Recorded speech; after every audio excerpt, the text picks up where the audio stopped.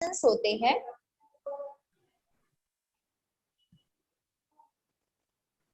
उसके बेसिस पे जनरेट होते हैं। ठीक है, तो देखिए,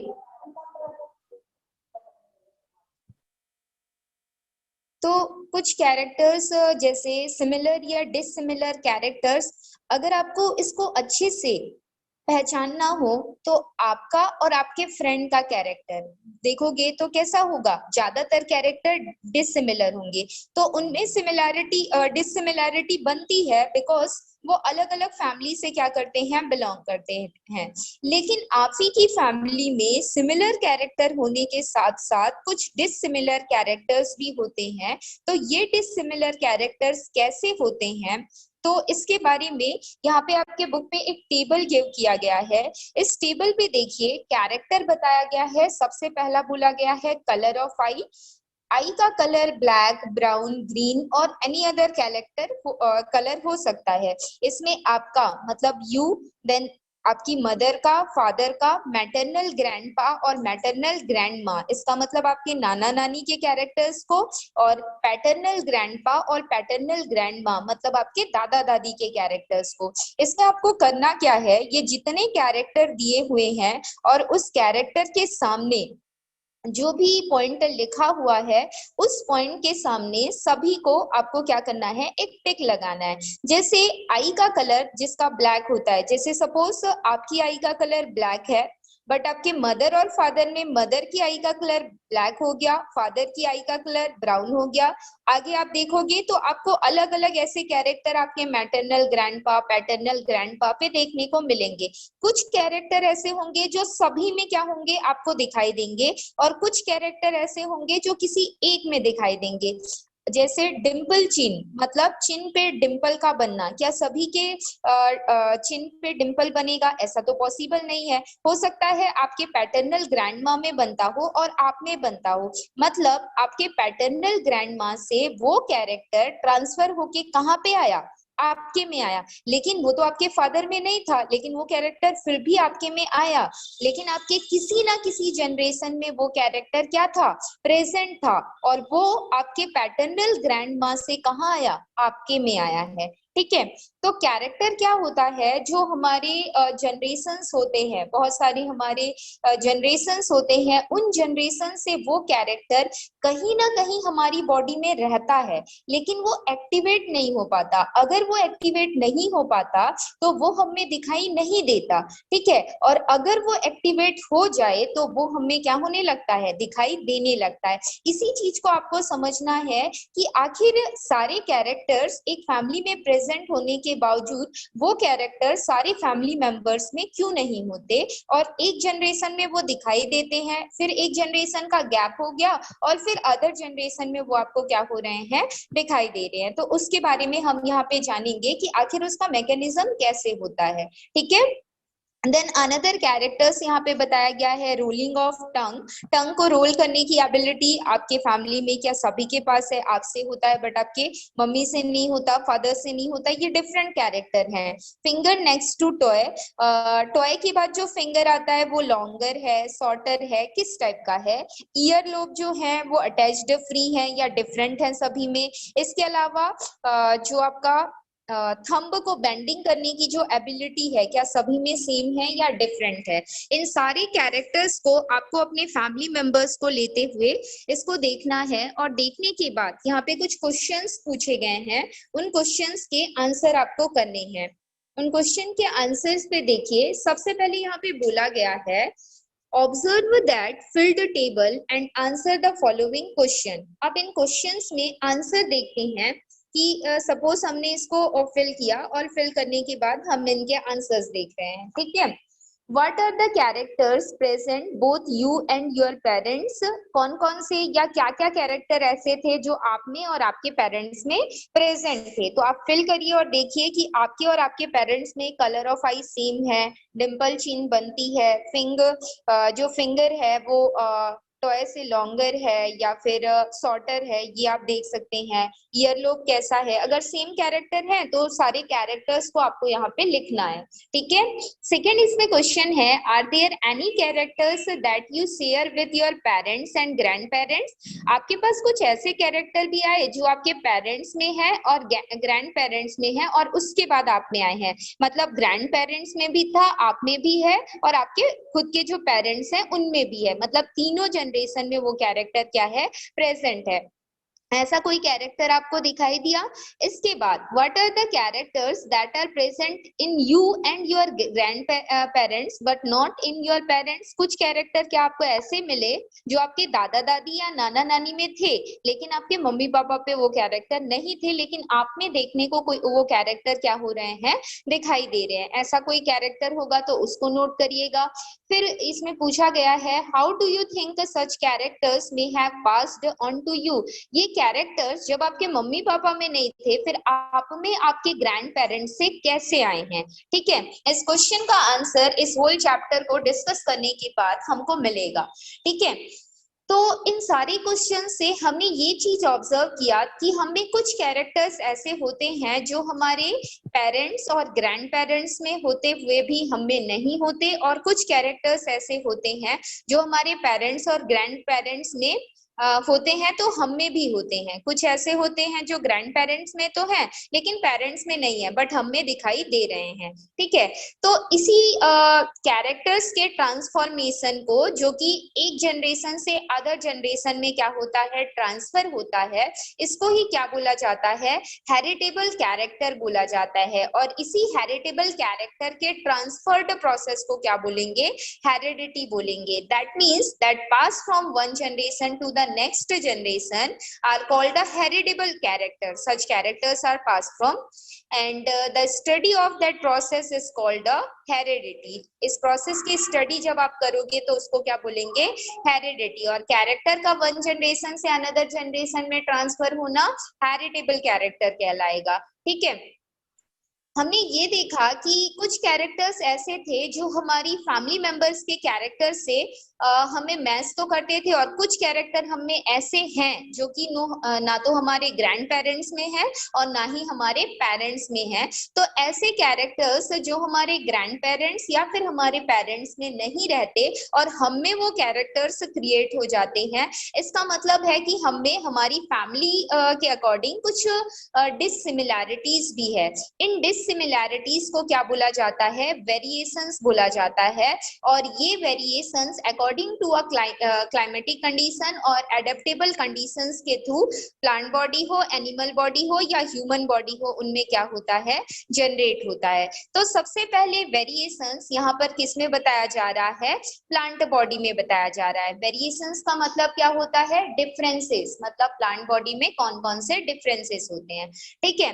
तो हमने ये जाना कि सिमिलैरिटीज या डिससिमिलैरिटीज दोनों ही चीजें उनके पेरेंट्स से जो चाइल्ड होते हैं उनमें आती है, ठीक है। प्लांट बॉडी में भी ऐसा ही होता है कि कुछ प्लांट बॉडी में सिमिलैरिटीज होगी, कुछ प्लांट बॉडी में डिससिमिलैरिटीज होगी। हालांकि वो प्लांट बॉडी सेम स्पीसीज को क्या करेगी, बिलोंग करेगी, सेम स्पीसीज का होते हुए भी उनमें क्या होता है, डिससिमिलैरिटीज होती है। जैसे हम भी होमोसेपियंस स्पीसीज में आते हैं, बट हम ह्यूमन बीइंग होते हुए भी हमें बहुत सारे डिफरेंसेस हैं, लेकिन हम सभी ह्यूमन बीइंग है। Same as plant body same species की होती है, इनमें सिमिलैरिटीज तो होती है। और कैसी टाइप की सिमिलैरिटीज, जैसे कि फ्लावर है और लीव्स है, इन दोनों के शेप्स में आपको सिमिलैरिटीज देखने को मिलेगी अगर प्लांट बॉडी सेम स्पीसीज की है तो। बट इसके अलावा वेरिएशंस भी देखने को मिलेंगे, और वो वेरिएशंस आपको किस में देखने को मिल सकते हैं, ज्यादातर लीव्स में देखने को मिल सकते हैं। क्योंकि अगर मैं एक ही स्पीसीज के टू प्लांट बॉडी की बात करूं तो उनमें जो लीव्स होते हैं, या एक ही प्लांट के जितने लीव्स होते हैं, अगर मैं उनकी बात करूं तो सारे लीव्स का जो शेप होगा वो सेम नहीं होगा। कुछ लीव लीव्स ऐसी होंगी, छोटी होंगी, बट इक्वल शेप की आपको एक भी लीव्स वहां पे दिखाई नहीं देगी। आप चाहें तो आपके घर पे जो भी प्लांट बॉडी है उसको आप एक दूसरे को मेजर करके देख सकते हो कि ऐसा होता है या नहीं होता है। ठीक है, तो ये तो लीव्स के बारे में बताया गया कि सेम प्लांट हो तो भी उनकी लीव्स में हमको डिफरेंसेस देखने को मिलते हैं, और डिफरेंट प्लांट्स हो तो भी हमको उसकी लीव्स में डिफरेंसेस देखने को मिलते हैं। हालांकि कुछ कैरेक्टर्स ऐसे होंगे उनमें जो कि कैसे होंगे, सिमिलर होंगे, लाइक अ फ्लावर, नहीं नहीं नहीं, तो कुछ कैरेक्टर्स ऐसे होंगे जो कि क्या होगा, सिमिलर होगा, और कुछ कैरेक्टर्स ऐसा होगा जो डिसिमिलर होगा। सिमिलर कैरेक्टर्स कहाँ से आया होगा, उनके जनरेशन, अदर जनरेशन से उनमें आया होगा, और डिसिमिलर कैरेक्टर्स कहाँ से आया होगा, वो according to a climatic conditions आया होगा। ठीक है, तो प्लांट बॉडी में भी हमने देख लिया कि लीव्स में ये डिफरेंसेस हमको देखने को मिलता है। इसके बाद यहाँ पे बताया गया है कि क्या टू सेम सीड्स जो होते हैं प्लांट बॉडी के, उनमें भी वेरिएशंस होता है। तो इसके लिए आपको क्या करना है, एक पी का सीड लेके देखना है, मटर का, और बीन पॉड, ठीक है, मतलब सेम की जो बीज होती है वो आपको लेके देखना है। ठीक है, आप उसको लेके देखोगे तो आप देखोगे कि क्या एक ही सीड का जो आपका पी है, सॉरी, पी का जितना भी सीड्स है, क्या सारा का सारा सीड्स सेम होता है। जैसे एक मटर के दाने को आपने छिला और उसके बाद उस मटर के अंदर प्रेजेंट सारे दानों को आप देखोगे, मतलब वो सीड्स हो गया, बीज हो गई हमारी, उन सारे बीजों को देखोगे तो क्या वो सारे के सारे सेम होंगे। और अगर आपको वेरिएशन दिखा तो ये वेरिएशंस क्यों दिखा, तो आप देखोगे कि सारे के सारे दाने सेम नहीं होंगे, कुछ दाने छोटे होंगे, कुछ दाने बड़े होंगे, कुछ मॉडरेट लेवल के होंगे, कुछ किसी तरीके से श्रिंक हुए होंगे, कुछ फुले हुए होंगे। ऐसे डिफरेंसेस आपको देखने को मिलेंगे जब आप माइक्रोस्कोपिक लेवल पर स्टडी करोगे, दोनों के दोनों सीड्स आपके सेम नहीं होंगे। ठीक है, तो इससे ये बात पता चली कि वेरिएशंस तो होता है, लेकिन अगर ये वेरिएशंस हो रहा है तो ये वेरिएशंस क्यों आ रहा है। तो देखो, लॉन्ग टाइम तक स्टडी करने के बाद ये ऑब्जर्व किया गया कि प्लांट बॉडी में भी वेरिएशंस होता है। ठीक है, प्लांट डिफरेंट रेसेस में क्या करता जाता है, डिफरेंट कैरेक्टर को जैसे जैसे वो डेवलप करता जाएगा, पहले तो वो प्लांट था, प्लांट से मतलब हर्ब्स था, फिर श्रब्स बना, देन प्लांट बना, फिर ट्री में वो कन्वर्ट हुआ, मतलब धीरे धीरे उसका भी एक लाइफ स्टेज होता है। और जैसे जैसे उस लाइफ स्टेज को वो क्रॉस करता जाता है, वैसे वैसे उनमें क्या दिखाई देने लगते हैं, हमको डिफरेंसेस दिखाई देने लगते हैं। तो इन डिफरेंट कैरेक्टर्स को उसने अकॉर्डिंग टू अ नेचर क्या किया होता है, सेलेक्ट किया होता है। ठीक है, तो आखिर वो किस टाइप के कैरेक्टर्स को सेलेक्ट करता है, जिसकी वजह से सारे प्लांट बॉडी एक ही कैरेक्टर को सेलेक्ट नहीं कर रहे हैं। ठीक है, सारे प्लांट बॉडी अलग अलग कैरेक्टर को सेलेक्ट कर रहे हैं, जिसकी वजह से ही उनमें क्या जनरेट हो रहा है, डिफरेंस जनरेट हो रहे हैं। और कुछ कैरेक्टर्स ऐसे हैं जो कि वही कैरेक्टर उन्हीं डिफरेंसेस की वजह से प्लांट बॉडी में और डिफरेंट, मतलब एक कैरेक्टर, मतलब उसी के सीड्स से किसी अदर प्लांट ने ग्रो किया, तो इन दोनों का कुछ कैरेक्टर ऐसा था जो कि सिमिलर था, लेकिन उसी के अकॉर्डिंग कोई अदर प्लांट था तो उसने कुछ अदर कैरेक्टर को सेलेक्ट किया, तो उसका जो एक कैरेक्टर होगा वो कैसा होगा, डिफरेंट होगा। मतलब मैं ये बोल सकती हूँ कि जैसे हम सबके पेरेंट्स अलग अलग होते हैं, तो हमारे पेरेंट्स के हिसाब से हमें कैरेक्टर आता है। ठीक है, वो कैरेक्टर ऐसा होता है कि जैसे मेरे पेरेंट्स के कैरेक्टर हैं वैसे आपके पेरेंट्स के कैरेक्टर तो नहीं हो सकते, तो एक प्लांट का कैरेक्टर, मेरे पेरेंट्स के कैरेक्टर मुझ में आएंगे, आपके पेरेंट्स के कैरेक्टर आप में आएंगे। ठीक है, तो आपका कैरेक्टर और मेरा कैरेक्टर क्या हो गया, डिफरेंट हो गया। लेकिन ये डिफरेंशिएशन जनरेट कहाँ से हुआ है, हमारे पेरेंट्स से ही ना, क्योंकि हमारे पेरेंट्स के कैरेक्टर क्या थे, डिफरेंट थे, इस वजह से हम में जो कैरेक्टर आए वो भी कैसे हैं, डिफरेंट है। तो ये हम दोनों का डिफरेंस हो गया। ठीक है, आपका और हमारा, ये एक डिफरेंस होता है। और एक डिफरेंस ऐसा कि मेरे और मेरे पेरेंट्स के कुछ कैरेक्टर्स ऐसे हैं जो कि सेम है, लेकिन कुछ कैरेक्टर ऐसे हैं जो कि मेरे पेरेंट्स में भी डिफरेंट है और मुझ में भी डिफरेंट है, तो ये एक डिफरेंस हो जाता है। समझ रहे हो? मतलब एक ही फैमिली में प्रेजेंट डिफरेंसेस और अदर फैमिली के जो भी ऑब्जेक्ट आ रहे हैं उनमें जो डिफरेंसेस है, ठीक है। तो फॉर कमिंग जनरेशन में भी डिफरेंसेस देखने को मिलता है, और जो हमारे सेम स्पीसीज के ऑब्जेक्ट्स होते हैं उनमें भी हमको क्या देखने को मिलता है, डिफरेंस देखने को मिलता है। तो इससे एक बात तो कंफर्म हो गई कि generation to another generation character similar भी हो सकता है, डिसिमिलर भी हो सकता है। अकॉर्डिंग टू अ स्पीसीज जो कैरेक्टर है वो भी सिमिलर हो सकता है और डिसिमिलर हो सकता है। तो आखिर ये सिमिलर या डिफरेंट कैरेक्टर्स या फिर वेरिएशन या डिसिमिलैरिटीज आखिर ये जनरेट कैसे होती है, इस हेरिडिटी को, और कैरेक्टर ट्रांसफर होता है वन जनरेशन से अनदर जनरेशन, तो आखिर वो ट्रांसफर कैसे होता है। कभी कभी एक जनरेशन को वो गैप कर लेता है, तो आखिर वो गैप क्यों करता है। इन सारी चीजों की स्टडी आगे की गई और उसमें एक साइंटिस्ट हुए थे जिनका नाम था ग्रेगर जॉन मेंडल। उन्होंने अपनी स्टडी का कुछ कंट्रीब्यूशन दिया। इस स्टडी को उन्होंने 19th सेंचुरी में क्या किया था, स्टार्ट किया था, जिसमें इन्होंने ये फाइंड आउट किया कि आखिरकार how characters are passed on from one generation to the next generation, कैसे कोई कैरेक्टर एक जनरेशन से अनदर जनरेशन में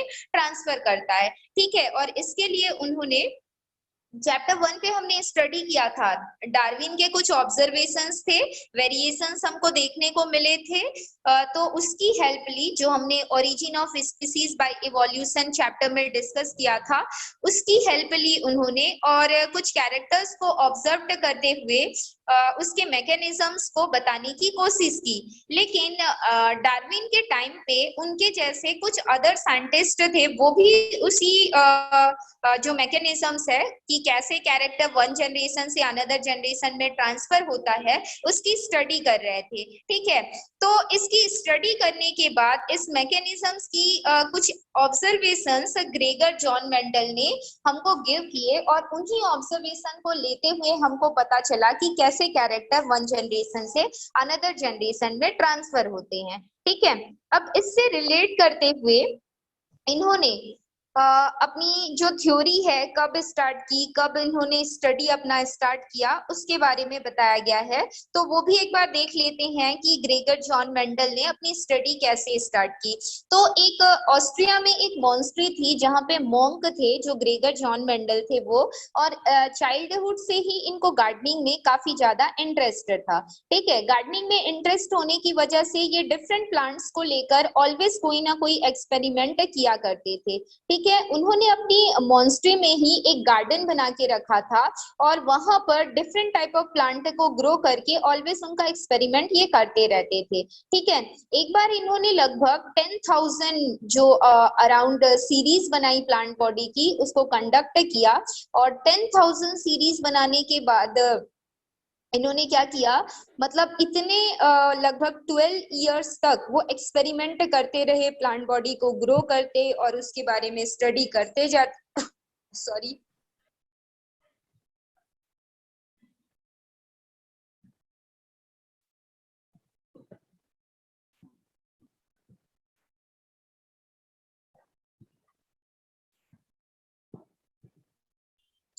तो देखिए, प्लांट बॉडी में ये क्या करते, स्टडी करते, उनको ग्रो करके स्टडी करते, स्टडी करने के बाद उनका जो भी ऑब्जर्वेशन उनको सीड्स में देखने को मिलता, उसका वो एक डॉक्यूमेंट बना लेते, और उस डॉक्यूमेंट को उन्होंने संभाल के रखा था आफ्टर ऑब्जर्वेशन, ठीक है। तो ऐसे एक्सपेरिमेंट को लगभग 10,000 उसकी सीरीज इन्होंने कंडक्ट की थी, और इस सीरीज के लिए उन्होंने लगभग 12 इयर्स तक वर्क किया, और 1856 में इन्होंने अपना एक्सपेरिमेंट स्टार्ट किया था, ठीक है।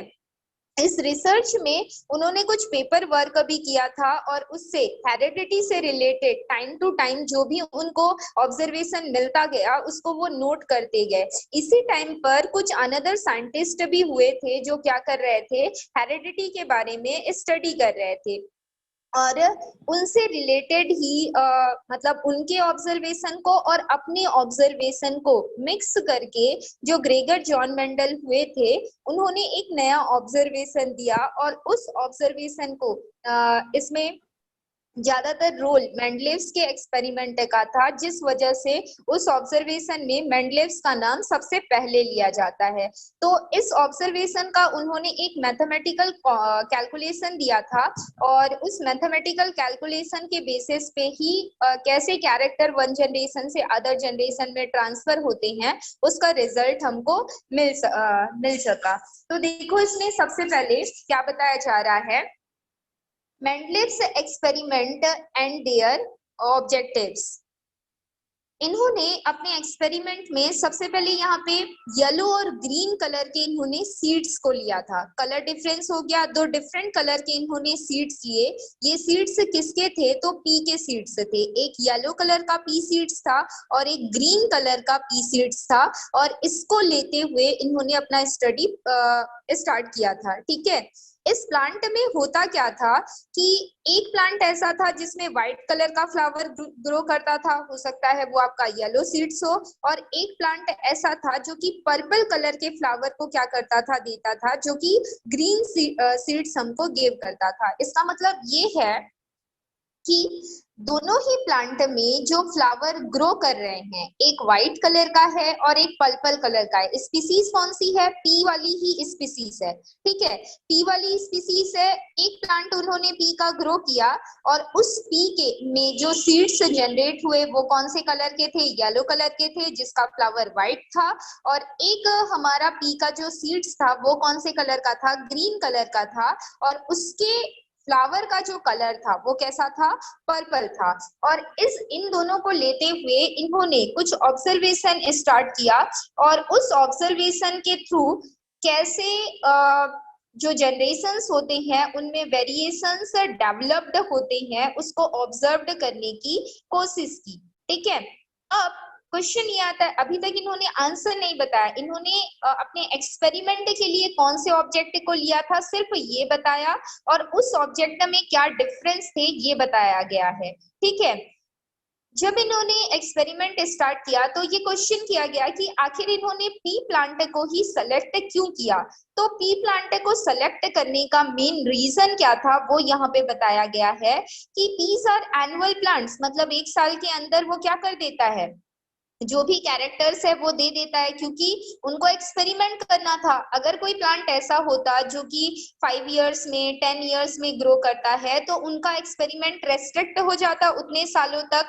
तो उन्होंने ऐसे प्लांट को सेलेक्ट किया जिसका लाइफ साइकिल कैसा हो, छोटा हो। इस वजह से इन्होंने कौन से प्लांट को सेलेक्ट किया, पी प्लांट को सेलेक्ट किया। इसके अलावा जो पी प्लांट्स होते हैं या पी के जो फ्लावर्स होते हैं वो सेल्फ पॉलिनेटेड होते हैं। सेल्फ पॉलिनेटेड का मतलब है एक ही प्लांट में प्रेजेंट जो भी हमारा फ्लावर्स होगा वो क्या करेगा, पॉलिनेशन का प्रोसेस करेगा।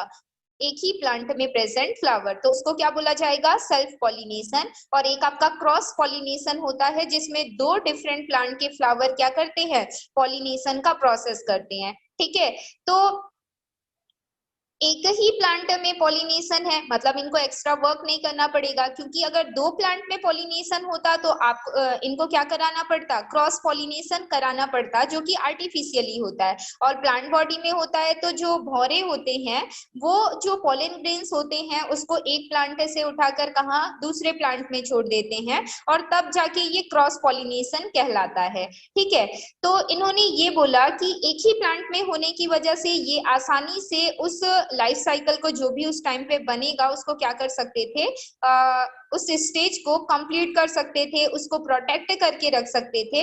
इस वजह से इन्होंने पी प्लांट को क्या किया, सेलेक्ट किया। इसके अलावा पी प्लांट के इनको डिफरेंट कैरेक्टर्स ऑलरेडी देखने को मिल रहे थे, तो कंफर्म था कि इनमें कुछ ना कुछ डिफरेंसेस देखने को मिलेंगे। और ये डिफरेंसेस आखिर आए तो आए कैसे, और एक जनरेशन से दूसरे जनरेशन में क्या यही डिफरेंसेस ट्रांसफर होके जाएंगे या नहीं, ये आसानी से उसमें पता लगा सकते थे। ठीक है, इसके अलावा क्रॉस पॉलिनेशन उन्होंने कुछ टाइम के लिए किया, जिसमें उन्होंने पोलन ग्रेन्स को क्या किया, फ्लावर में रिच कराया था, जिससे ये पता चले कि सेल्फ पॉलिनेशन से क्या कैरेक्टर आता है और क्रॉस पॉलिनेशन से क्या कैरेक्टर आता है। ठीक है, इसके अलावा इसमें और एक बात थी कि ये बायसेक्सुअल था, ये जो प्लांट बॉडी था ना बायसेक्सुअल था। बायसेक्सुअल मतलब मेल और फीमेल दोनों पार्ट होते हैं। यूनिसेक्सुअल का मतलब जिसमें ओनली वन पार्ट प्रेजेंट होता है। ठीक है, बाइसेक्सुअल होने की वजह से वो आसानी से उसमें क्या कर सकते थे, स्टडी कर सकते थे। और इसके अलावा इसमें हाइब्रिड फॉर्म भी बना सकते थे क्रॉस ब्रीडिंग के थ्रू, जिसको बनाया जाता है एक गुड वेराइटी का जो प्लांट है वो ग्रो किया जाता है क्रॉस ब्रीडिंग के थ्रू, जिसको हम हाइब्रिडाइजेशन या हाइब्रिड का प्रोसेस बोलते हैं। और इसके अलावा पी में जो वेराइटीज होती थी वो काफी क्लियरली हमको क्या करती थी, दिखाई देती थी। मतलब जो वेरिएशंस थे वो आसानी से क्या किए जा सकते थे, ऑब्जर्व किए जा सकते थे। इस वजह से इन्होंने क्या किया था, पी प्लांट को सेलेक्ट किया। अपनी इस एक्सपेरिमेंट में जब इन्होंने ऑब्जर्वेशन करके टेबल दिया तो इसमें देखिए कितने कितने वेराइटीज को लेते हुए इन्होंने अपना एक्सपेरिमेंट स्टार्ट किया था। तो सबसे पहले बताया गया है शेप ऑफ सीड। एक जो सीड था वो कैसा था, राउंड था, दूसरा कैसा था, रिंकल्ड था, मतलब झुर्रीदार था, पूरी तरीके से राउंड नहीं था। सेकेंड है कलर ऑफ सीड्स, एक का कैसा था, येलो था, दूसरे पी प्लांट का ग्रीन था। कलर ऑफ फ्लावर, एक आपका कैसा था, पर्पल, जिसको यहाँ पे वायलेट फॉर्म पे लिखा गया है। और सेकंड जो पी प्लांट था उसका जो फ्लावर था वो कैसा था, व्हाइट था। मैंने स्टार्टिंग में आपको व्हाइट येलो का व्हाइट बताया था, बट इसमें दिया गया है कि ग्रीन का क्या होता है, व्हाइट है, और येलो का आपका क्या है, पर्पल है। ठीक है, देन कंडीशन ऑफ पॉड, जो उसका पॉड होता था वो कैसा होता था, देखिए जो येलो कलर का पी प्लांट था उसका पॉड स्वॉलोन मतलब फुला हुआ होता था, और जो आपके ग्रीन कलर का सीड्स था उसका जो पॉड होता था वो कॉन्स्ट्रिक्टेड था, मतलब सिकड़ा हुआ होता था। कलर ऑफ पॉड की बात की जाए तो पॉड का कलर, येलो फ्लावर के पॉड का कलर ग्रीन था, जबकि जो ग्रीन कलर के सीड्स थे उनका कलर कैसा था, येलो था। देखिए यहाँ पे क्रॉस आपको क्या दिखा रहा है, वेरिएशन दिखा रहा है कि येलो कलर के सीड्स का जो पॉड है वो क्या है, ग्रीन है, और ग्रीन कलर के सीड्स का जो पॉड है वो कैसा है, येलो है। एक डिफरेंसेस देखिए, ये सबसे इंपॉर्टेंट डिफरेंसेस इसमें था। पोजीशन ऑफ फ्लावर एक्सियल पे, एक्सियल मतलब साइड पे लगना, ठीक है, और टर्मिनल मतलब सबसे टॉप पे जाके वो क्या करता था, जो फ्लावर है वो ग्रो करता था ग्रीन प्लांट्स में। और एक्सियल में कहाँ पे लगता था, जो येलो कलर के सीड्स थे उनमें। इसके अलावा लेंथ ऑफ प्लांट, जो येलो कलर का हमारा पी प्लांट था वो काफी लॉन्ग होता था, जबकि आपके ग्रीन कलर का जो प्लांट होता था वो कैसा होता था, ड्वार्फ, मतलब साइज में क्या होता था, छोटा होता था। तो देखिए एक प्लांट के अंदर इतने सारे वेराइटीज वो आसानी से क्या कर पाए थे, डिफरेंसेस को या वेरिएशंस को आसानी से पता कर पाए थे। और इसी हिसाब से इन्होंने पी प्लांट को सेलेक्ट किया, वेरिएशंस और साथ में how to transfer characters from a one generation to another generation, ये पता लगाने के लिए। ठीक है, तो इनमें कैसे कैसे इन्होंने अपने एक्सपेरिमेंट को आगे बढ़ाया, इसके बारे में हम कल की क्लास में डिस्कस करेंगे। यहाँ तक मैंने सिर्फ आपको क्या बताया है कि कैसे डिफरेंसेस जनरेट होते हैं उसके बारे में बताया है। ठीक है, तो आज की क्लास हम यहीं पे खत्म करते हैं। कल की क्लास में इसका एक्चुअल रिजल्ट जो आया और वो रिजल्ट कैसे इसमें आया उसके बारे में देखेंगे। ठीक है, तो आज की क्लास यहीं पे खत्म करते हैं, चलिए। Thank you ma'am. हाँ।